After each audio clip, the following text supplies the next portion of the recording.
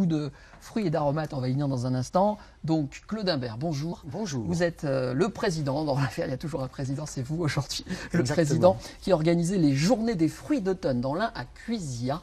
Voilà, c'est les 32e journées, c'est un rendez-vous qui est populaire, on va le détailler dans un instant. Et à côté de vous, Gérard Lacroix, qui, d'ailleurs je crois que vous êtes dans la vannerie au départ, c'est ça? Ah non, Ah pas non, du tout. Voilà, mauvaise information. Moi, je suis un paysan. Il y a toujours une erreur dans mes interviews, c'est normal. Vous êtes un vrai paysan. À la retraite, mais paysan quand même. D'accord. Et un passionné d'aromates, et vous m'avez ramené des choses qu'on va montrer qui sont inconnues à mon avis du grand public, ou à mon avis très peu Cultivé connues. dans mon jardin. Ça, c'est tout ça dans votre jardin? Oui. D'accord, on va y venir. D'abord, situons l'action. Cette journée des fruits d'automne, alors pas seulement des fruits, c'est un rendez-vous, on va dire, traditionnel, très couru, un croisement pour tous ceux qui aiment, un carrefour plutôt pour tous ceux qui aiment ce genre de produits. Tout à fait. En fait, si vous voulez, les gens sont particulièrement intéressés dans la mesure où nous avons et un marché et 3 expositions donc, qui permettent aux gens de découvrir la biodiversité. En fait, c'est l'objectif de notre association et de ce marché, c'est de faire découvrir aux gens la biodiversité, toutes les variétés qu'ils peuvent avoir. Alors bien sûr, on ne peut pas atteindre tout, donc on a commencé par les pommes, une collection sur les pommes, une collection sur les champignons. Et chaque année, nous avons ce qu'on appelle le thème du marché, où on fait découvrir des tas de variétés végétales et autres.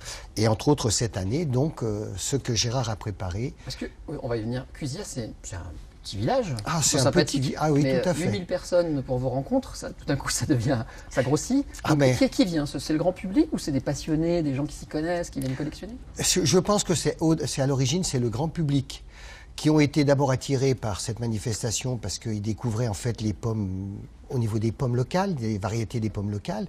Et puis progressivement, avec tout ce qu'on a présenté, ça a attiré les gens. Plus, je dis, c'est un marché qui attire les gens parce qu'ils viennent chercher leurs pommes, leurs poires, puisque ça tourne sur les fruits d'automne. Donc tout ce qui tourne autour des fruits d'automne. Donc ils trouvent ce qu'ils ont envie d'acheter.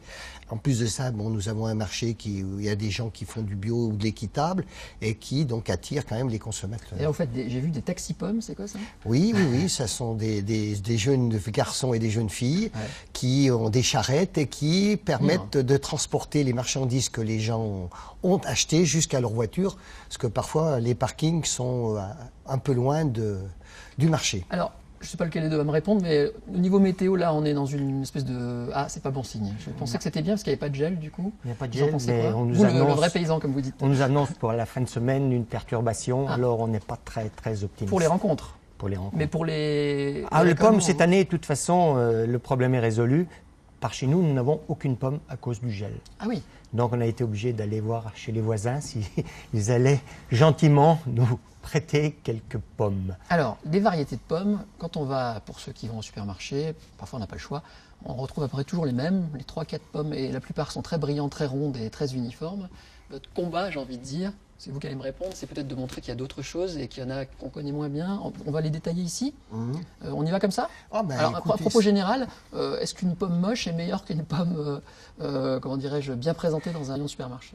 Le problème dans les pommes, c'est qu'il y a tellement de variétés, et puis vous avez des pommes qui sont faites pour autre chose que pour être mangées. Ouais. C'est des pommes pour faire de la paria, c'est des pommes pour, pour les cochons, des choses comme ça.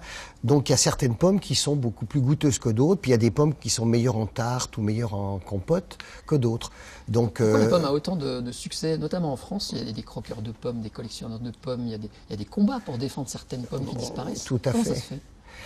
Je pense que les gens ont pris conscience que la réalité du terrain et l'avenir, on ne pourra pas forcément toujours aller chercher des pommes en Espagne ou ailleurs, parce que ça va commencer à coûter. En plus de ça, donc, il faut bien comprendre que les pommes qu'on a là, ce sont toutes des pommes qui sont adaptées au terroir, qui sont adaptées au climat, et qui sont donc quand même plus faciles à cultiver et qui parfois sont à l'abri d'un certain type de maladie dans la mesure où elles se sont adaptées à ces sols. Elles sont plus résistantes. Oui, ça peut arriver. Je garde le suspense, on va les détailler après, parce que j'ai envie de garder un petit peu l'envie de, justement, de les présenter.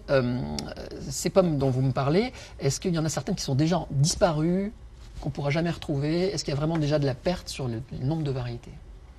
Ou est-ce que vous arrivez à sauvegarder à peu près tout ce qu'on peut? Il faut savoir qu'il y a à l'heure actuelle à peu près 8500 variétés de pommes dans le monde. 8500 variétés de pommes? Mais comment vous dire Quand vous plantez un pépin d'une pomme dans le nord de la France et le même pépin dans le sud de la France, vous pouvez avoir 2 variétés différentes. Ah bah oui, donc forcément. Parce que les climats et les terroirs ne sont pas les mêmes.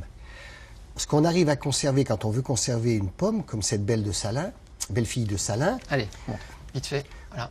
Cette belle fille de Salins, en fait, pour qu'on puisse garder les variétés, enfin les gènes d'origine, on fait de la greffe, c'est-à-dire qu'on prend un greffon d'un arbre belle fille de Salins, qu'on va mettre sur un porte-greffe. À ce moment-là, nous aurons vraiment une belle fille de Salins.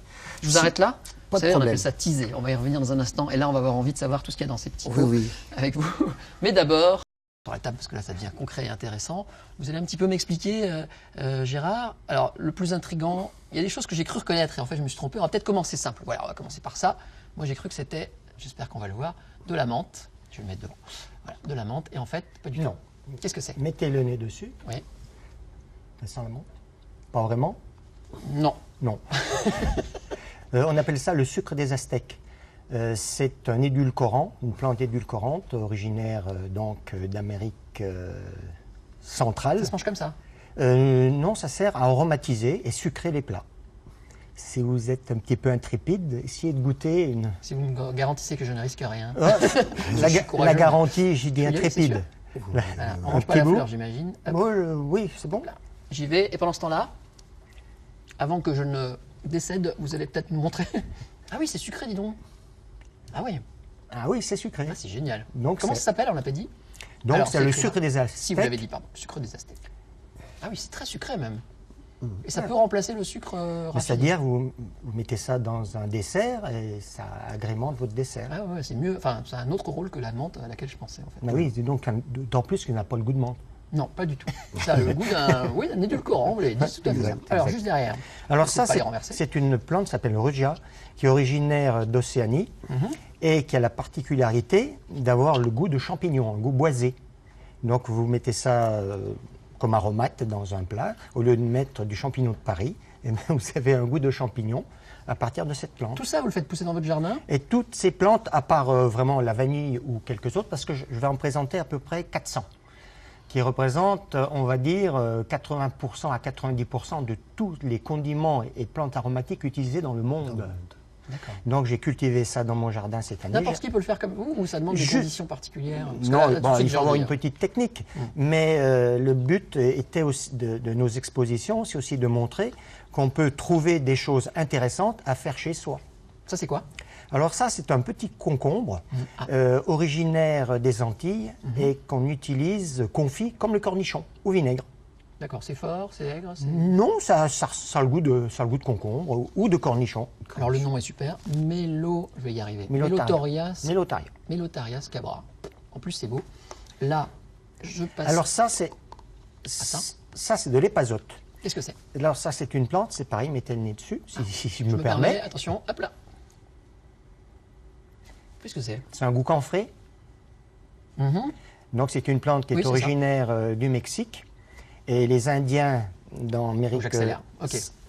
Allez-y. Amérique centrale mettent ça dans leurs haricots en grains. Et ça permet, enfin, du moins ça évite d'avoir des désagréments intestinaux. On enchaîne si vous voulez bien, parce que j'aurais parlé des pommes. Bien sûr. Ça, ce sont des cerises. J'ai cru que Oui. c'était de la Non, goutte non. de cannelle. Et en fait, C'est des cerises issues du cerisier de Sainte-Lucie. D'accord. Mis dans de l'eau de vie, ça parfume l'eau de vie. Broyé, ça agrémente les pâtisseries. Ok, on a des piments. Alors qu'est-ce Alors ça, c'est le piment de Bresse. Donc c'est la... Ah oui, vous m'avez raconté qu'il a été importé celui-là. Ben, importé, oui, depuis 1600 et quelques dans notre région. Je goûte pas. Hein. Et il n'est pas très fort. pas très fort. D'accord. Mais on le retrouvait dans les fermes autrefois. Il a failli disparaître. Tout ça, c'est vendu pendant les journées? On C'est juste pour découvrir. on trouve sur le marché des gens qui en vendent, mais là c'est pour l'exposition. Donc c'est pour les curieux. Allez, je fais un peu de ménage. On va, si vous voulez bien, parce que vous savez qu'à la télé, le temps est compté, j'aimerais bien qu'on profite de tout ce que vous nous avez amené. Là, il y a des fruits, des pommes. Alors, il y en a une qui est particulière, c'est celle-ci en forme d'étoile. Oui, c'est Qu'est-ce ce qu'on que c'est? appelle l'api étoilé. Ouais. Et donc, vous comprenez qu'elle s'appelle étoilée tout simplement Je vais la par, poser. par la forme qu'elle peut avoir. Par rapport aux Et autres. il faut savoir qu'à l'intérieur, là où il y a les pépins sont aussi en étoile. Donc, d'où le terme api étoilé. Avec un goût particulier? Ben, c'est une pomme qu'on peut croquer, c'est une pomme qu'on peut mettre en tarte. Donc voilà, ça fait partie de... Oui, c'est des pommes que des gens aiment, que d'autres aimeront pas. Donc vous savez, après c'est les goûts et les couleurs, hein, comme on dit, tout à fait. Alors il y en a des plus bizarres et plus petites, par exemple. Alors, je ne sais pas si elles sont petites parce qu'elles sont restées petites ou si parce que c'est la variété qui est comme ça. Non, non, je pense qu'elles sont petites, comme on a dit tout à l'heure, à cause des gels. Il y a des pommiers qui n'ont malheureusement pas été suffisamment... vigoureux, donc ouais. Voilà, c'est des petites. Alors celle-ci, j'ai plus le nom en tête. Bon, c'est pas grave. Oui. Vous savez quoi? Ça, c'est des apinoires, ça. Ah non, ça c'est pas de la pinoire, excusez-moi. Ça c'est de la pomme camion.